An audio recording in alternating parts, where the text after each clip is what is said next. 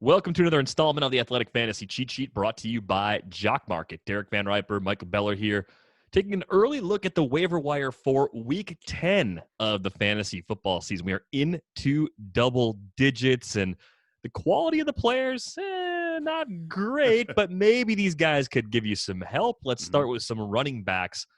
Bellar, Duke Johnson could have an opportunity for an expanded role in Houston. David Johnson left Sunday's game against the Jags with a concussion. Duke Johnson's been in the league for a long time, and he's had a handful of opportunities to fill in as the starter and hasn't really ever done a lot with those opportunities. Is there any reason to think things would be different this time around?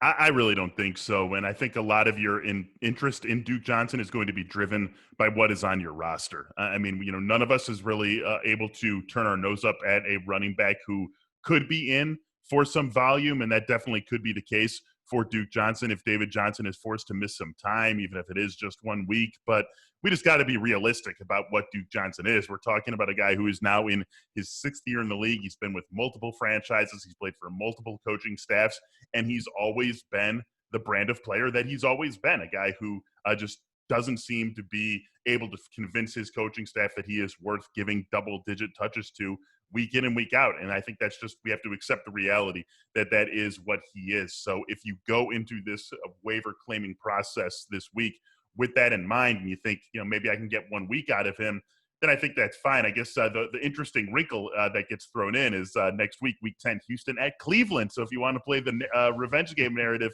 is coming at a perfect time for Duke Johnson. But realistically, I mean, a couple of bucks, maybe 3-4% of my remaining fab budget. Other than that, I'm not really going to be interested in him because we've seen this from Duke Johnson. We know what sort of player he is at this point of his career. It may be a little more of a boost for your lineups if you're in a full PPR league and scrambling at the running back position, since that facet of his game has always been pretty steady when he's had those opportunities. Let's talk about Kalen Ballage. I didn't think I'd say that at all this season, but he led the Chargers in carries in their loss to the Raiders on Sunday. 15 carries, 69 yards, and a touchdown.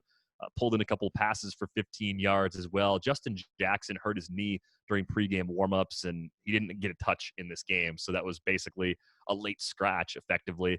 To see Ballage get more carries than the rookie Joshua Kelly says something, but I think we have to keep in mind Troymaine Pope missed this game with a concussion, and if Pope hadn't missed this game with a concussion, Ballage probably wouldn't have played at all. Yeah, Troymaine Pope was outpacing Joshua Kelly a couple of weeks ago before he suffered that concussion. It was really turning into a backfield of Justin Jackson and Troymaine Pope. Then Pope got the concussion, and we saw Joshua Kelly get a little bit more work in that game 2 weeks ago. So if you assume that Troymaine Pope is going to be able to come back in week 10, and I think you have to also assume that he's probably going to be back ahead of everyone else on the depth chart. At the same time, Ballage did have a nice game, right? And that can't go totally dismissed. The Chargers maybe are going to say, hey, we just saw this from him, so we have to maybe give him a little bit more time. But the point is this ultimately becomes similar, but in a different way to what we just talked about with Duke Johnson. What are you really getting out of this backfield, and how long are you really going to be getting it for? We are talking about these guys because people need running backs, and you can't just ignore a running back who pops up and is maybe going to have some volume. But what is really the volume going to be worth for someone like Kalen Ballage in an offense that is running totally on Justin Herbert and what they're able to do through the air?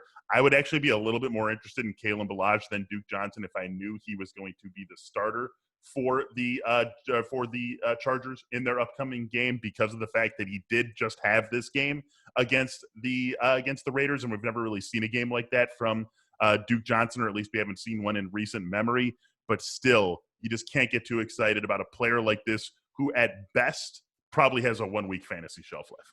Yeah, and I always go back to Boston Scott and Gio Bernard as the kinds of guys that we've picked up this season simply because they're getting volume. I think both Ballage and Johnson kind of fit into that group, but they're probably even lower floor players than both definitely. Scott and Bernard by comparison, even though Ballage has this opportunity in a very good Chargers offense.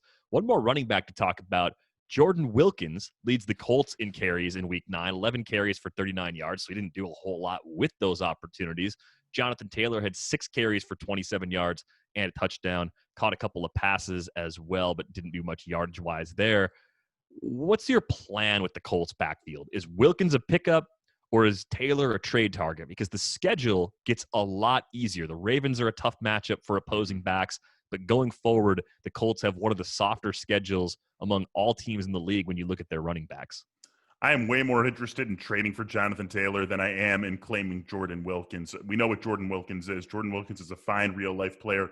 He's a fine third running back on a roster, and he has served that role well, I guess, for the Colts over the last couple of seasons. But he's just not going to move the fantasy needle for you. That's just the bottom line. Running backs do still matter in certain contexts, and you're talking about being a member of a Colts offense that really isn't doing all that much. This is a team that is winning with defense and can take advantage of a Bengals defense, sure, but then they go up against a real defense like the Ravens. We saw them a couple of weeks ago against the Bears. Basically, any defense that can bring a little bit of heft of its own, this Colts offense totally goes in the tank. So Jonathan Taylor, we know, is the sort of athlete, the sort of running back who can be a needle mover, even though we haven't really seen it to this point of the season. But you combine a weird summer for all rookies, a bad offense, an offensive line that hasn't quite delivered to the extent that we would have expected, a lower of a ceiling of an offense because of the fact that Phillip Rivers just isn't really challenging defenses deep down the field. All that has conspired to make this what feels like a little bit of a bust rookie season halfway through for Jonathan Taylor. But as you said, the schedule is weakening up for these Colts. And the biggest thing to me when we talk about these trade discussions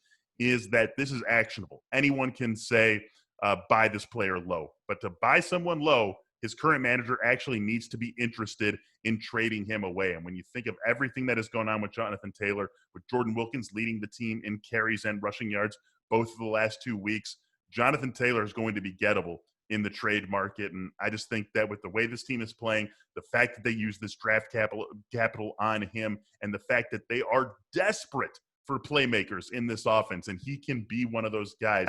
With that, plus the schedule that's coming up, I think we can see a good turnaround for him in the second half. So he's someone who I'd be interested in going out there and getting, so long as his current manager understands that price has to be coming down based on what we've seen for the first half of the season.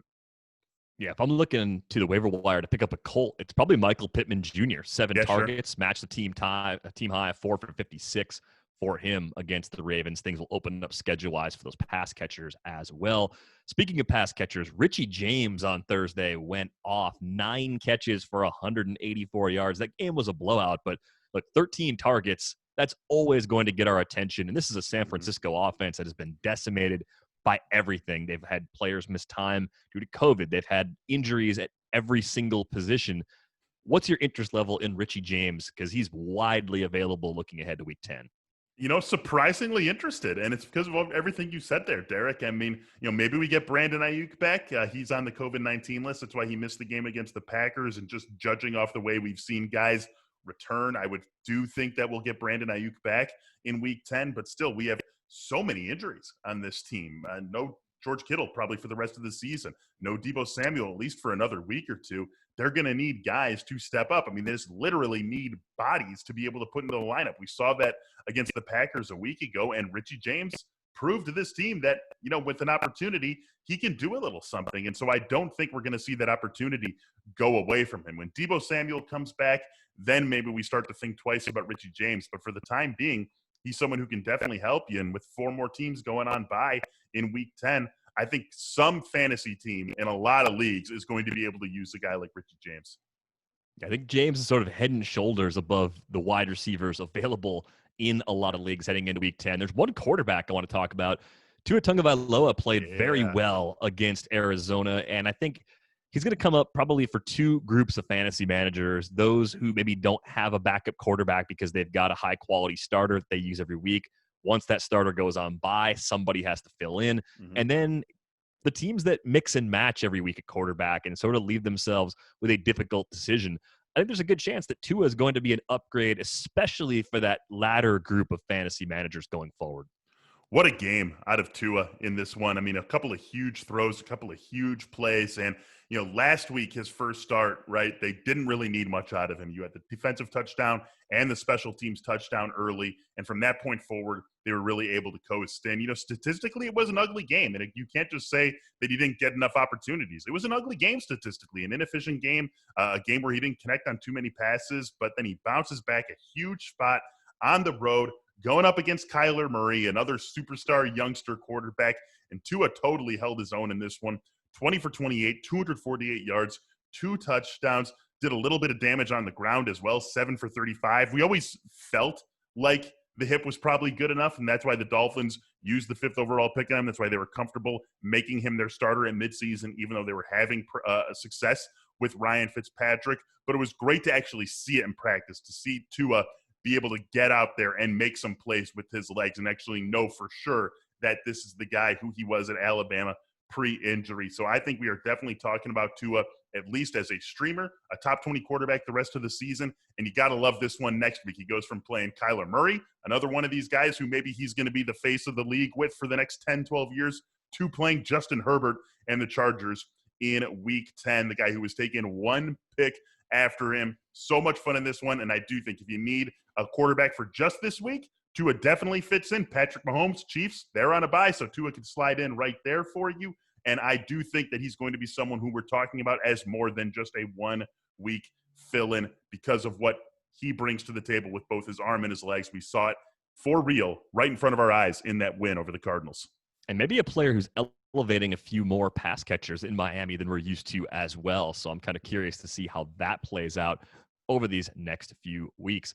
That is going to wrap things up for this installment of the Athletic Fantasy Cheat Sheet, brought to you by Jock Market. For more waiver recommendations, be sure to check out the Athletic Fantasy Football Podcast and Fantasy Football in 15, wherever you listen to pods.